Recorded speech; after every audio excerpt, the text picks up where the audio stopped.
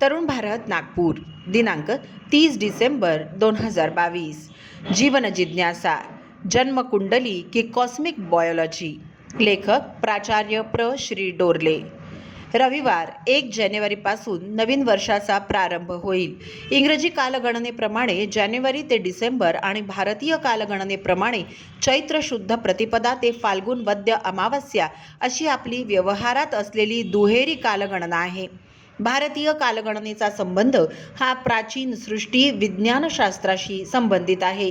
त्यामुळे पारंपरिक सण, उत्सव, अवतारी पुरुषांचे दिनविशेष हे त्या नेमक्या तिथीलाच संपन्न करण्याची परंपरा अनादी काळापासून भारतात पूर्व, पश्चिम, उत्तर, दक्षिण म्हणजे संपूर्ण भारतात प्रचलित आहे. भारताच्या सांस्कृतिकदृष्ट्या एकात्म असण्याचं ते लक्षण आहे. चालू वर्ष संपलं आणि नवीन वर्ष प्रारंभ झालं की सामान्यपणे आपल्या मनात पुढील वर्ष कसं जाईल हे जाणून घेण्याची स्वाभाविक इच्छा निर्माण होते. त्याला आपण जिज्ञासा असं म्हणतो. मानवी स्वभावाचा तो नैसर्गिक भाव आहे. आदिमानवापासून याच निसर्गसिद्ध भावामुळे त्याने परिसरातील निसर्गाचं अवलोकन केलं. त्यातून हळूहळू ज्ञान संपादन केलं. त्या प्राप्त ज्ञानावर काही आडाखे बांधले, अंदाज निश्चित केले.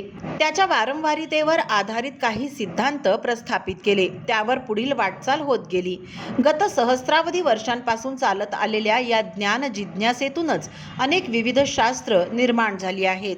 सामान्य व्यवहारात पुढील वर्ष कसं जाईल किंवा माझा पुढील काळ कसा आहे किंवा माझं प्रमोशन होईल का, माझ्या मुलीचं लग्न केव्हा होईल, कोर्टात माझी केस चालू आहे त्याचा निकाल माझ्याकडून लागेल का, या प्रकारच्या अनेक वैयक्तिक प्रश्नांपासून ते राजकारणातील यशापयशाच्या चिंतेपर्यंत आणि आजच्या जागतिक स्तरावरील आत्यंतिक स्फोटक परिस्थितीच्या संदर्भात भारताचा भविष्यकाळ कसा राहील या स्तरापर्यंत ही जिज्ञासा आपल्या मनाचा वेध घेत असते. ती जिज्ञासा तृप्त करण्यासाठी ज्योतिष्यशास्त्राची निर्मिती झाली. ज्योतिष्यशास्त्राविषयी भारतात ज्योतिष्यशास्त्राची परंपरा ही वेदकाळा इतकीच प्राचीन आहे. भारतीय प्राचीन शास्त्रांमध्ये परा अपरा विद्यांच्या यादीमध्ये ज्योतिष्यशास्त्राचा प्रामुख्याने उल्लेख सापडतो. कल्प, व्याकरण, ज्योतिष, छंद हे वेदकाळापासून अध्ययनासाठी आवश्यक पूरक शास्त्रशाखा समजले गेले आहेत. भारतातच नव्हे तर जगातील इतर प्राचीन संस्कृतींमध्येही जसं ग्रीक, इजिप्शियन, रोम, अरब ज्योतिषशास्त्राला विशेष प्राधान्य दिल्याचं आढळून येतं. पण या सर्व संस्कृतींपेक्षा भारतातही शास्त्रशाखा अधिक प्राचीन आहे असं अभ्यासपूर्ण मत स्वामी अभेदानंद यांनी व्यक्त केलंय. ते म्हणतात, India was the original home of astronomy, where from the very ancient times Aryans used to investigate into the movements and mystery of the stars and planets. A study of heliocentric science, पृष्ठ क्रमांक 15. ज्योतिषशास्त्राला इंग्रजीत astrology, astronomy असं संबोधतात. यात 2 शब्द आहेत. Greek भाषेत एस्ट्रॉन म्हणजे स्टार, नॉर्म्स म्हणजे लॉ किंवा कायदा, नियम. याचा अर्थ ग्रहांशी संबंधित असलेल्या सर्व नियमांचं ज्ञान देणारं जे शास्त्र त्याला ग्रहविज्ञानशास्त्र किंवा ज्योतिष्यशास्त्र असं म्हणतात. या शास्त्राचं गणित विभाग, फलज्योतिष्य, ग्रहविज्ञान आणि भविष्यकथन म्हणजे प्रोफेसी अशा विविध शाखा आहेत. मानवाला अनादी काळापासून गूढतेबद्दल, अनाकलनीय गोष्टींबद्दल मनातून एक आकर्षण असतंच. बदलत्या युगाप्रमाणे विविध संदर्भांनुसार त्याचे विषय भलेही बदलत असतील इतकंच. भविष्यकथन, ज्योतिष्यशास्त्राचं आकर्षण तर अशिक्षितांपासून सुशिक्षितांपर्यंत एकसारखंच आढळतं. या बाबतीत वर्ल्ड ॲस्ट्रोलायझर्स ऑर्गनायझेशन म्हणजे WAO या संस्थेने संख्यात्मक चाचणी केली असता असं लक्षात आलं की जगातील 1/3 लोकांचा या शास्त्रावर पूर्ण विश्वास आहे. 1/3 लोकांना खरी जिज्ञासा आहे तर 1/3 लोक या शास्त्राबद्दल साशंक आहेत, जे अजिबात यावर विश्वास ठेवणार नाहीत. ज्योतिषशास्त्राचा गृहीत महत्त्वाचा सिद्धांत हा आहे की कोणत्याही व्यक्तीच्या जन्माच्या वेळी आकाशात जी ग्रहांची स्थिती असते, जिचा नामनिर्देश राशी परत्वे, ग्रह स्थिती परत्वे जन्मकुंडलीच्या तनुस्थान ते व्ययस्थानात म्हणजे क्रमांक 1 ते 12 दरम्यान केलेली असते.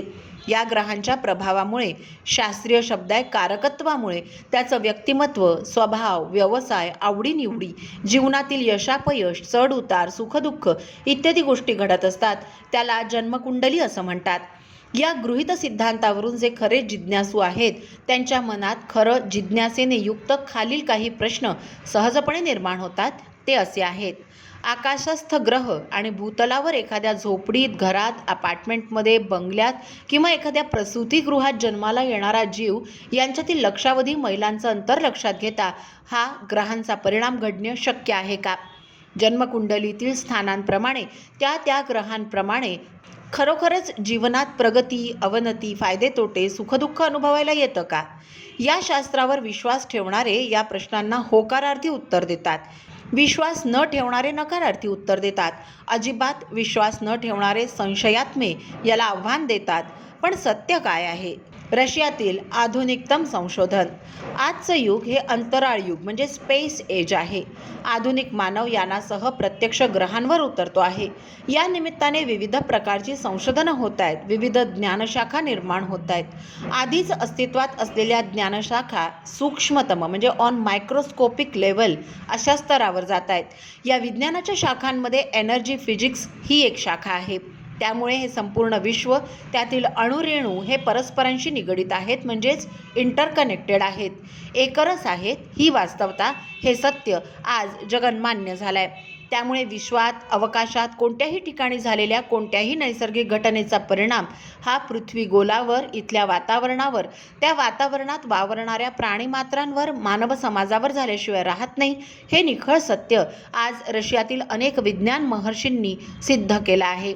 खगोलशास्त्रात प्रस्थापित झालेल्या या सिद्धांताचं अध्ययन, संशोधन ज्या शास्त्रशाखेत केलं जातं त्या शास्त्राला आज कॉस्मिक बायोलॉजी या नावाने ओळखतात.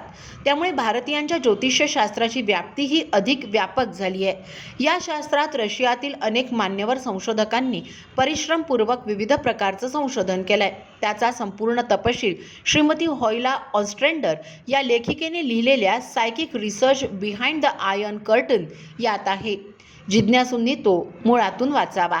कॉस्मिक बायोलॉजी या शास्त्रशाखेत संशोधन करणाऱ्या काही प्रमुख शास्त्रज्ञांची नावं आहेत: एडवर्ड न्यूमॉव्ह, भौतिकशास्त्रज्ञ डॉक्टर कॉन्स्टँटिन कॉरिझेव, हे मॉस्को विद्यापीठाचे आहेत, डॉक्टर A.L. सिझेनेन्सी, डॉक्टर लुना चेरेन्स्की इत्यादी. या सर्व संशोधकांनी गेली अनेक वर्षांपासून केलेल्या संशोधनाचं फलित म्हणून काढलेला निष्कर्ष आणि भारतीय ज्योतिषशास्त्राचा गृहीत सिद्धांत की आकाशस्थ ग्रहांचा प्रभाव मानवी देहावर, मनावर आणि वर्तनावर होतो, हे आता सुसंवादी वाटू लागलाय.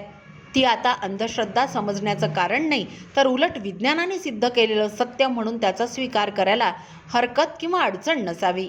प्रातिनिधिक स्वरूपात त्यांच्याच शब्दात त्यांचं म्हणणं पाहूया. या सर्व संशोधकांचं प्रयोगाने सिद्ध झालेल्या निष्कर्षावर आधारित म्हणणं असं आहे की मानवी देह किंवा मानव हा या संपूर्ण विश्वाशी संबंधित असलेलं एक पॅलेस्टेटिंग फील्ड आहे, एक ऊर्जा क्षेत्र आहे, म्हणजे एनर्जी फील्ड आहे. सूर्यमालेशी म्हणजे सर्व ग्रहांशी सुसंवादी इन ए हार्मोनियस कॉम्बिनेशन असलेल्या या देहरूपी कंपन लहरी क्षेत्राची, व्हायब्रेटिंग फोर्स फील्डची स्पष्ट कल्पना त्याच्या जन्माच्या वेळी असलेल्या सूर्यमालेवरून, त्यातील ग्रहांसह आणि तिच्या स्थितीवरून येते. मुळातील विधान याप्रमाणे आहे: डॉक्टर एडवर्ड न्यूमॉव्ह clarified that human being is as pulsating field dynamically interacting with all other fields, like a note resonating with all other notes swirling in a symphony. We can see it by the chart of the solar activity and location at the time of its birth. Psychic research behind the iron curtains, पृष्ठ क्रमांक 148.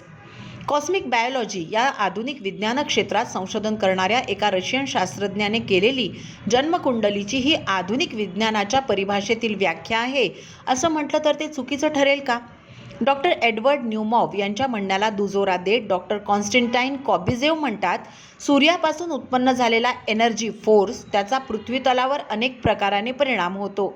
ही आता established scientific fact झाली आहे. तर त्या दोघांपेक्षाही अधिक आत्मविश्वासाने आणि आग्रहीपणाने डॉक्टर लिओनार्ड रॅविट्झ हे म्हणतात की सूर्य, चंद्र, गुरु या ग्रहमालेतील अतिशय महत्त्वाच्या ग्रहांच्या जन्मकालीन आकाशस्य स्थितीचा विविध भ्रमणकक्षांमुळे उत्पन्न झालेल्या कॉस्मिक रेंज, गामा रेंज यांचा पृथ्वीच्या मॅग्नेटिक फील्डवर परिणाम होतो. तसाच तो on the force field of our bodies होऊन त्याप्रमाणे त्याचं प्रतिबिंब आपल्या वागणुकीवरही दिसून येतं. Accordingly it reflects in human behaviour. संदर्भ त्याच पुस्तकाचा. या प्रकारे संपूर्ण विश्वाचा आणि मानवी देहाचा असा अन्योन्य संबंध आहे.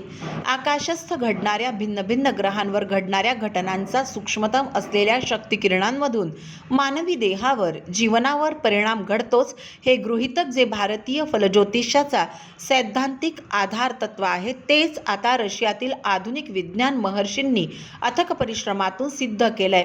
याचं कौतुक यासाठी आहे की ही संशोधन करणारी मंडळी अशा परंपरेची आणि तत्वज्ञानाची पाईक आहेत की ज्यांच्या दृष्टीने धर्म ही अफूची गोळी आहे आणि जे जे इंद्रिय गोचर नाही, जे जे अनाकलनीय आहे, त्याचं अस्तित्वच असू शकत नाही, असा ज्यांचा ठाम विश्वास होता. आणि यावर जे विश्वास ठेवून जगत असतात ते सर्व अंधश्रद्धाळू, मूर्ख लोक आहेत, असा त्यांचा दुराग्रह होता. पण आता काळ बदललाय. भारतीय ज्योतिषशास्त्र, योग, विज्ञान, वेदांत, तत्वज्ञान हे विज्ञानाला सुसंवादी आहे. या सर्व शास्त्रांची रचना सृष्टी उत्पन्न झाली तेव्हापासून निर्माण झालेल्या कॉस्मिक लॉजवर आधारित आहे. हे लक्षात येण्याइतकं आधुनिक विज्ञान आता प्रगल्भ झालेलं आहे इतकंच. याची जाण त्यांना होऊ लागली आहे. त्यांच्या अथक परिश्रमांनी भारतीय शास्त्र परंपरेचं श्रेष्ठत्व आपल्याही ध्यानात येऊ लागलंय. त्याबद्दल ते सर्व अभिनंदनास पात्र आहेत. माझ्या मनात सहज एक गमतीचा विचार तरळून गेला की एखाद्या वर्ल्ड कॉन्फरन्समध्ये आपण जर डॉक्टर एडवर्ड न्यूमॉव यांना विनंती केली की can you show your horoscope, म्हणजे जन्मकुंडली प्लीज, तर ते नक्कीच प्रतिप्रश्न विचारतील, you mean my complete cosmic biological chart. जीवन जिज्ञासा या सदरातील प्राचार्य प्र. श्री डोरले यांचा हा लेख आपण तरुणभारत.net या संकेतस्थळावरही ऐकू शकता. असेच अभ्यासपूर्ण आणि संवेदनशील विचारांचे लेख ऐका फक्त डिजिटल तरुण भारतसोबत. त्यासाठी आमच्या यूट्यूब चॅनलला लगेच सबस्क्राईब करा, लाईक आणि शेअरही नक्की करा. धन्यवाद.